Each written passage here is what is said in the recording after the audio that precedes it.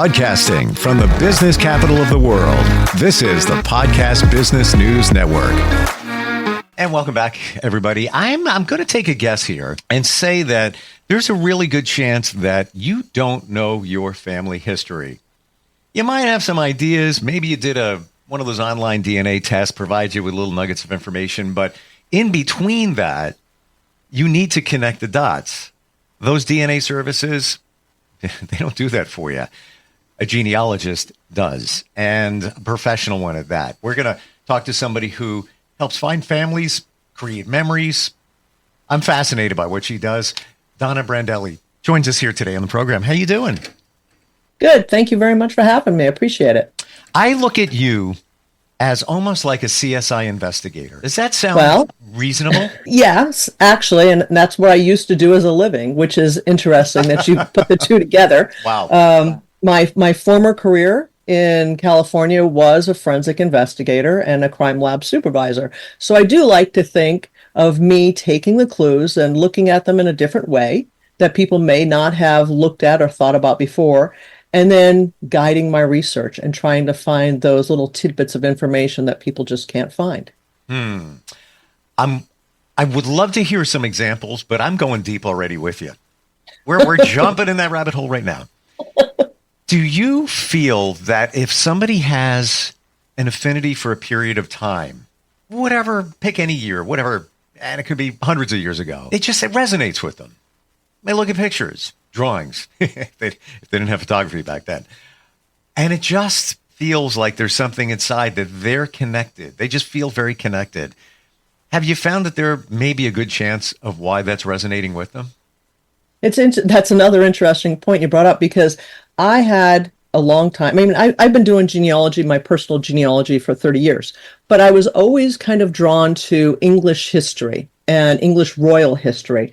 Though I loved reading about it, didn't know why, got a lot of the names in the backgrounds, Wales and England, etc., and didn't know why. And then I found out that in doing my own research, I am related to most of the people I've been reading about. So, I'd heard about it from my grandma that we were related to William the Conqueror, etc., but nobody had any proof. And it turns out that I found out that proof, but I'd been reading about him for years and years and years and had no idea whatsoever. So it was really kind of interesting that you said that. And I grew up on a street just within blocks of where my grandparents live, and I never knew that either. So Wow. there's this whole information is surrounding me for decades, and I never knew anything about it. But it always interested me. I used to walk to school, and I'd look at all these old houses and go, wow, these are so beautiful. These are so beautiful. Turns out that my relatives were living in some of these houses, and I never knew it. So that's the fun part. That's crazy. And there's a reason I brought it up. I always had an affinity for the 1800s, mid-1800s. I just love it's amazing to me, the fashion. Like, how are they able to do that without, and you had photography just starting at that point, so it was the real deal. But just looking the way the finished off jackets, and like it looks like today, except we're way advanced. And I found out that I'm Lithuanian through the DNA test. And then a friend of mine who works in a library, who's not a professional at this, but likes to poke around and, piece stuff together. She identified, allegedly, apparently, that my father's father maybe, was a tailor in Lithuania in the mid-1800s, and eventually worked his butt off and was able to bring his family to New York and buy a place for them in New York City. And she even kind of got down to the street where they lived on. And I don't have a lot of information about that side of the family, my father's side of the family. So all the things that she mentioned were, that makes sense. Wow. So that's why I asked that.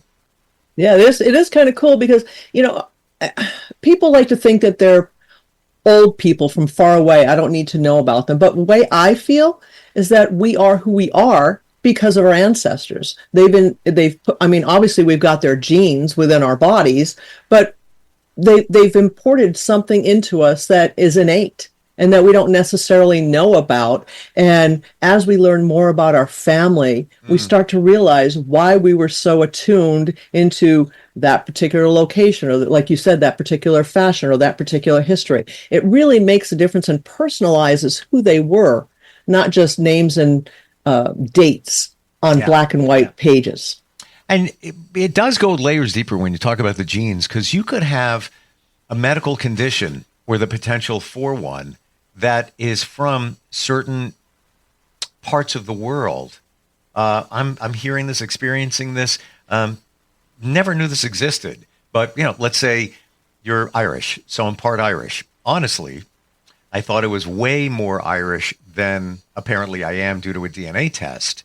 I thought there was more Irish on my dad's side. No, Lithuanian. But like, for example, there could be disorders, medical disorders, whatever, that only usually come from a certain Scandinavia, things like that. And you may learn about that. It might kind of, piece things together for you.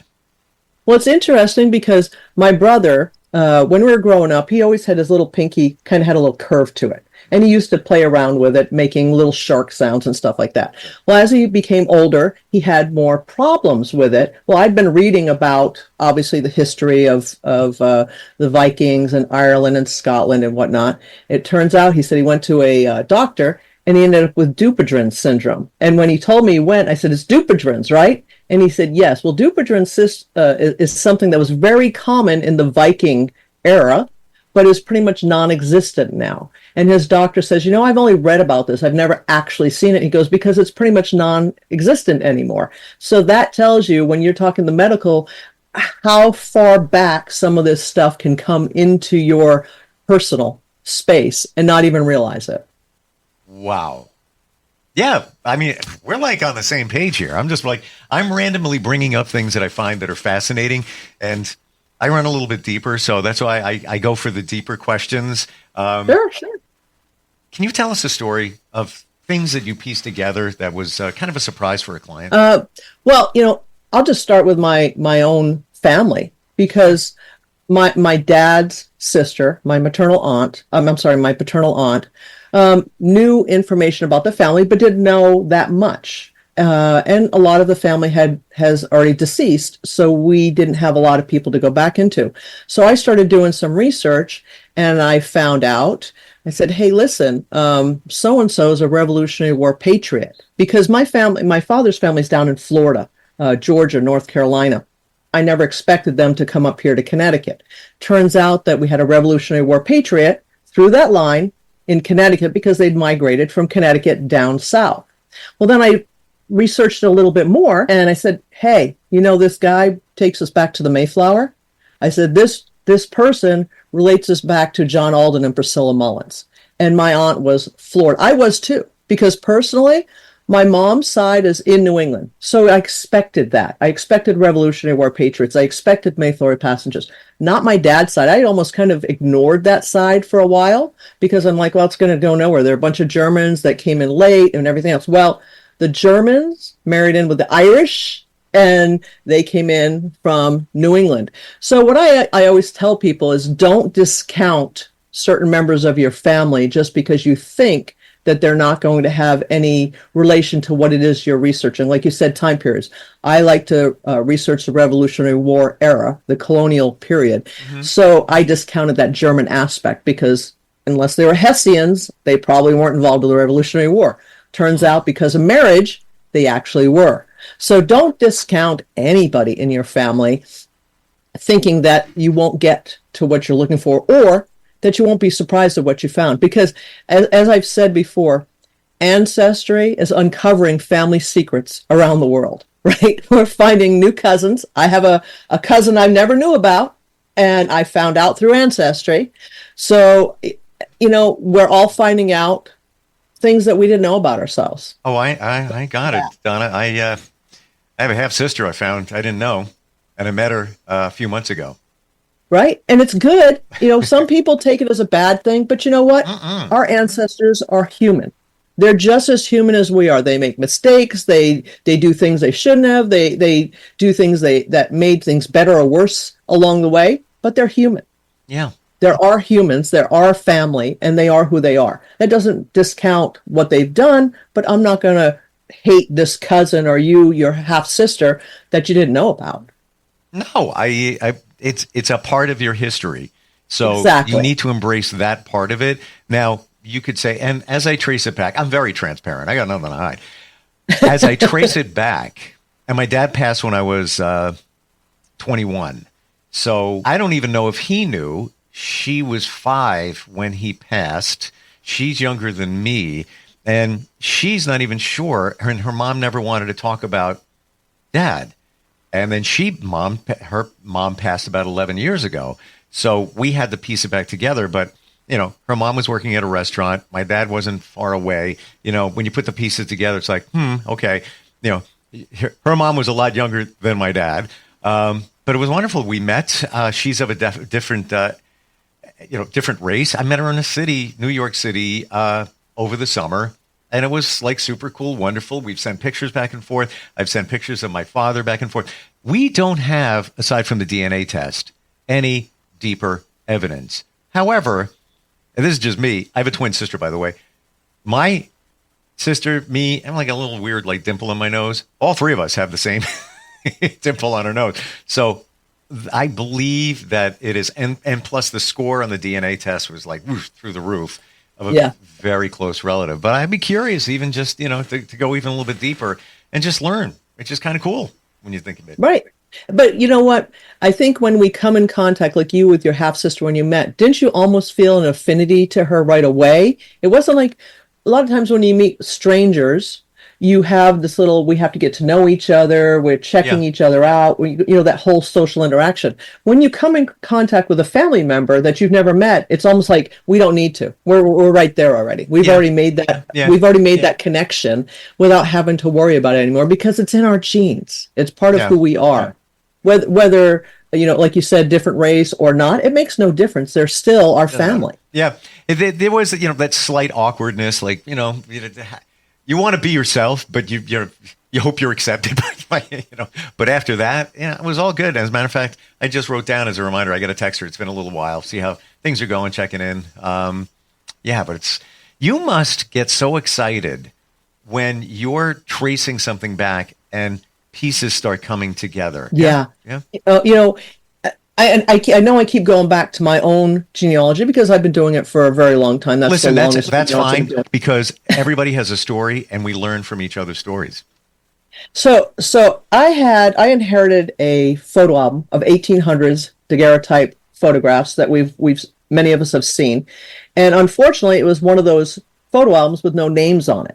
I knew it was my family. I knew which branch of the family it was, but I didn't know who anybody was. So I started looking through photo albums in a historical society with associated family members. So I knew that my family married into this family and my family married into this family. I knew that. So I started looking through old photo albums at a historical society until I found the exact same picture that I had in my photo album. It was my 4 times great-grandmother. Wow. And I'm not exaggerating when I tell you I got tears in my eyes and I got goosebumps up my arms because I was now looking face to face with my great-great-great-great-grandmother that I had never known. I'd read about, I'd done history on, I'd researched her, but now I was looking at her face. And it really made a difference. It was like I just met my grandmother for the very first time. I went into a house recently, I wouldn't say recently, within the last few years, and it was an old family house of ours, the Stanton family, that had been built in the 1600s. And when I walked in the door, again, I felt like I was being embraced by all my old family members when I walked in the door because I got goosebumps going up and down my arms. I could feel the presence as soon as I walked in the door. I think that's what I want to bring to people, is that they're not just a name on a book or an old genealogy, a transcript that they inherited from their families or anything like. I want to make them real people. What did they do? What ships did they sail on in the Civil War? What battles did they fight in? What wars were they in? Like, I have one that fought in the English Civil War. I didn't know anything about the English Civil War. I had to go back and research it. I had to go find out about Cromwell's war, which was very interesting to me. But this is what I want to do for other people so they understand what their family was living through at the time and why they moved from this location to another location. I had one gentleman I helped. He was in Ireland, and his father, or I'm sorry, his great great grandfather had fought in our Civil War, and of course he had a common name, Tom O'Connell, or something very similar. And he was difficult to find, but once I found him, I found his pension record, I found his scars, his tattoos, his injuries, his children's names. Then I found the ships that he sailed on. I found what the battles that he fought in. I mean, a huge revelation for this gentleman that was living in Ireland who never would have found this stuff, most likely any other way. Wow. Funny you should say Ireland. As my family used to say, my grandmother, my mom's mom, came off the boat. I don't know what part of Ireland she's from or That's was. hard. I know. And it's a bucket list for me to go there. I would love to visit, the village where she grew up and lived. She came over here as probably, I don't know, I'd have to trace it back, kind of figure it back, but maybe like low 20s or maybe upper teens, somewhere around there. She passed when I was 16, 15, 14, somewhere around there. My mom passed 5 years ago. I don't have any of that information. I mean, I can ask my sister. I'll bet you she doesn't even know either. Would that be a major challenge? No, what I would do is you work backwards. You're not going to start from Ireland here. You're going to work from here backwards. Yes. So you're going to look at like the census records. Who is she living around? Because chances are she moved here with other people from Ireland or lived in a community with other people from that same area. You're going to look for the immigration records. Chances are it's not going to say that she moved from this particular county, but more like Liverpool or something like that. But then you start looking at passenger records. So it's not necessarily difficult. I know with Irish research, and there's a lot of people that specialize in Irish research, and there's a lot of information out there to use as a toolkit. But with Ireland research, a lot of things is county specific. So County Cork, Donegal, whatever it is. And the other issue with Irish research is they had the Civil War in there where a lot of the government records were destroyed about in 1929, I believe. So that made it difficult. The Irish government is trying to recreate a lot of those, and they do have a website called irishgenealogy.ie that helps people locate a lot of those church records or parish registers or anything like that. They may help you find it. Is it like looking for a needle in a haystack? Yeah, probably. But why not? Why not look? Yeah. Right? What's the worst that happens if you don't look? You'll never find her. Right? And it could be the first person that, oh my God, here it is. Then all pieces come together. Bam, done, finished. Exactly. Yeah. And I just find it fascinating. I love problem solving and figuring things out. I don't know if I could do what you do. I don't know if I would have the patience to keep looking. Like you are like like the bloodhound dog, like sniffing around. You're not going to stop until you find, which is like super cool. And personally, my family's not big. The family tree situation, I get confused. Like when it starts branching off, you must have a keen sense of placement of who's who and how it all branches off. Yeah, again, I've been working on mine for a very long time, so I know names and the branches. I know who's who and where they're at, and obviously there's one or two that I can't quite figure out, but that happens everywhere. And when I'm working on somebody else's genealogy, I'm doing the same thing. It's like, okay, so for example, New York genealogy is traditionally pretty difficult to deal with for a whole variety of reasons, including accessing records. But you have to think back, the further back you go, our country, like for example, Pennsylvania and Connecticut were one and the same. So when our country started to develop over the years, then boundaries started to change. So information that you would look for maybe in Connecticut might be in Pennsylvania, or information that you would look for in New York might be in Pennsylvania. So you just have to start thinking outside the box. And sometimes you just have to walk away. You have to just step away and say, okay, let me think about this another way. And give yourself a couple days so you're not banging your head against a wall going, why can't I find it? Why can't I find it? And what people need to realize also when you're doing research, because new records are added all the time, whether it's family search or ancestry, you need to keep going back and revisiting your research, because what may not have been there a while ago may be there now, or maybe they've changed the technology, or maybe they've changed the way that they do their searches within the algorithm. Use of the AI, it can be good and it can be bad, but maybe that will help you find something that you couldn't find before. So always go back and revisit your research. And yeah, you bang your head against the wall for a while, but let's go back and think about it a little bit differently this time and see what we can come up with in another way. You offer hope, because I never realized that new records all pop up, and it makes perfect sense. Hey, look at the DNA test. I might get a notification. You have a sixth cousin. You got to log in, see who it is. Fascinating. Just fascinating. Donna, how's the process work? Somebody wants to trace back, maybe find some history of their family. How does it begin? So people will usually call me or email me and ask, hey, I'm looking for information on whatever. And I obviously ask questions to clarify what they're looking for. And I come up with what I call a research question. Like, for example, who was the father of John Smith, who was born in 1776 in Stonington, Connecticut? I want to get very specific, so we're targeting our research. But what I'm asking from the potential client is, what do you know?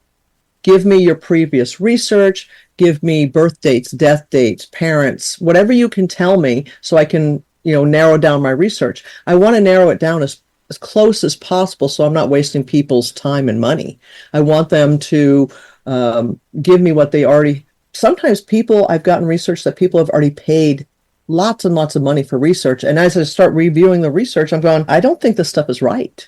Just in reviewing the research, and I'll send it back to the client, and they'll say, I never noticed that before. Nobody's ever noticed that before. So sometimes it's just a matter of reviewing the research and looking at it with different eyes and seeing things in a different way that opens up the pathway to finding something different or new.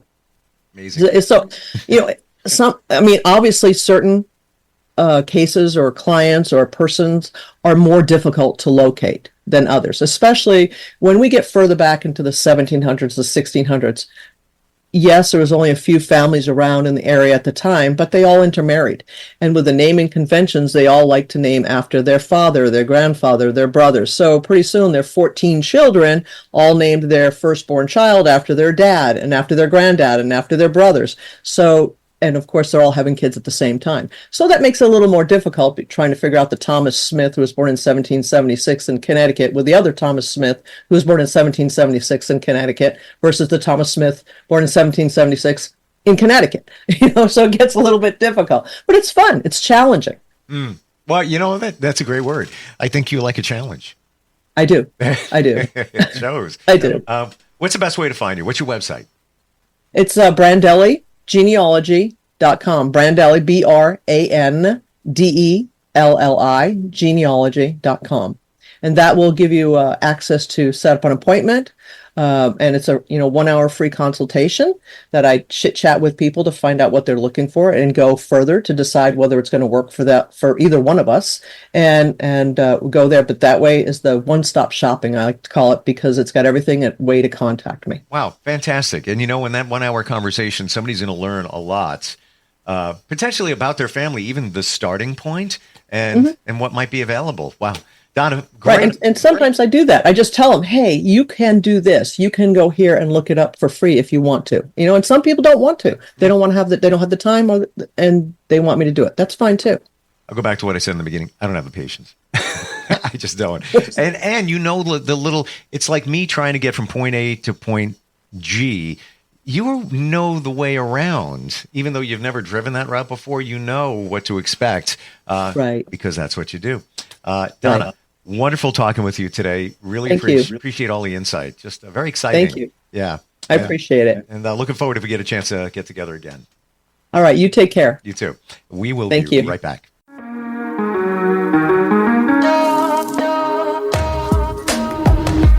Broadcasting from the business capital of the world, this is the Podcast Business News Network. So you see, son, good manners are very, very important. Someday, many years from now, when you're a grown-up, you'll be a man. And when you are, you should be a gentleman. Do you want me to go through it one more time? Yes. Yes, please. Yes, please. Exactly.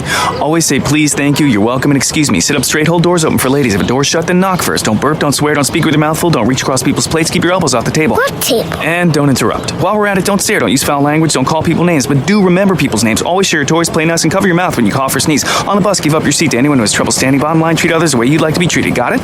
Got it. And stop picking your nose. Most parenting is hard to do in just 2 minutes. But spending just 2 minutes twice a day making sure they brush their teeth is easier and could help save them from a lifetime of tooth pain. For fun 2-minute videos to watch while brushing, visit twomin2x.org. That's twomin2x.org. A message from the Partnership for Healthy Mouths, Healthy Lives, and the Ad Council.